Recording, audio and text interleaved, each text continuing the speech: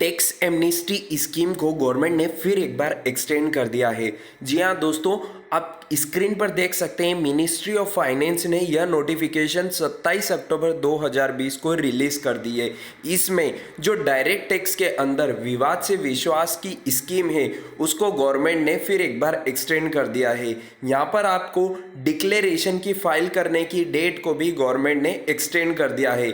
आप ए नंबर के पॉइंट में देख पाएंगे 31 डे ऑफ दिसंबर 2020 यानी कि 31 दिसंबर 2020 तक shall be the date on or before which a declaration shall be filed.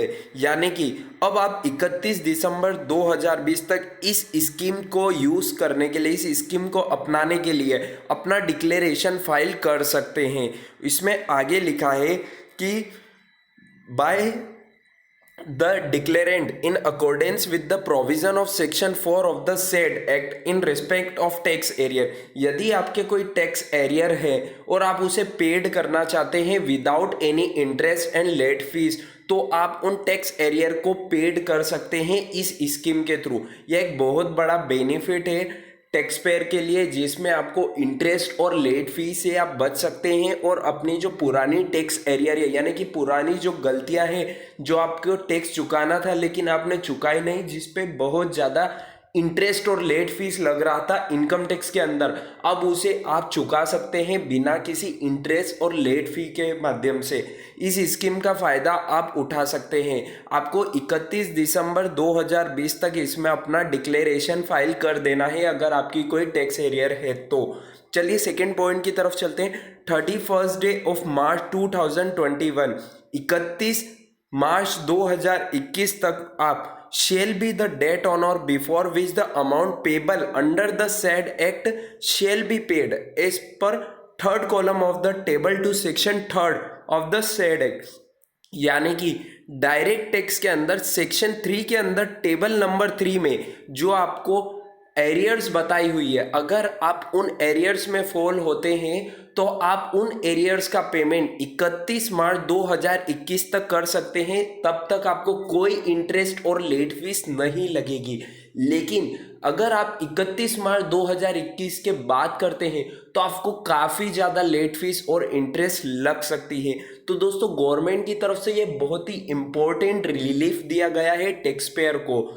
चलिए नेक्स्ट पॉइंट की तरफ चलते हैं। उसमें लिखा है 1st day of April 2021 shall be the date on or after which the amount payable under the act shall be paid as 4th column of the table to section 3rd of the said act. यानी कि section number 3 के point number 4 में यहाँ पर clear लिखा गया है कि यदि आप 31 मार्च 2021 के बाद यानी कि 1 अप्रैल 2021 1 अप्रैल 2021 को अपने एरियर्स का पेमेंट करते हैं तो उस पे वापस से लेट फीस और इंटरेस्ट लगना स्टार्ट हो जाएंगे।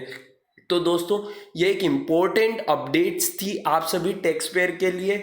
जो आप एमनेस्टी स्कीम का फ़ायदा उठाना चाहते थे तो एमनेस्टी स्कीम को वापस एक्सटेंड कर दिया गया है, आप इसका वापस फ़ायदा उठा सकते हैं। अब बात कर लेते हैं जीएसटी एमनेस्टी स्कीम के बारे में। तो जीएसटी एमनेस्टी स्कीम का भी टैक्स पेयर काफ़ी टाइम से इंतज़ार कर रहे हैं कि उसकी डेट को भी 31 मार्च 2021 तक एक्सटेंड किया जाए।